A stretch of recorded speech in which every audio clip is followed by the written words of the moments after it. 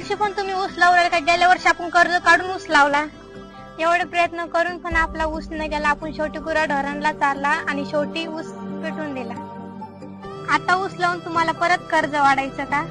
अरे आता टेन्शन घ्यायची काहीच गरज नाही, कारण आता आपल्या दादानी कारखाना उभारलाय. कोण दादा? जो माणूस सुखात नाही तर दुःखात सहभागी होतो, जो माणूस बोलवून दाखवत नाही तर करून दाखवतो, तोच म्हणजे आपले हिकमत दादा उडाल.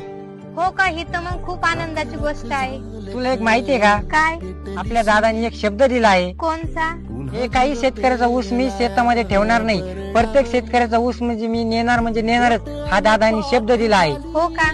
आणखीन दुसरी एक आनंदाची गोष्ट म्हणजे काय? तर दादांनी शेतकऱ्याच्या खात्यामध्ये ऊसाचा पहिलाच हप्ता 87 रुपयांनी जमा केला आहे. हो का? ही तर खूप आनंदाची गोष्ट आहे. लोकांनी विरोध करू किंवा नाही करू, ज्या 25 वर्षात लोकांनी काम केले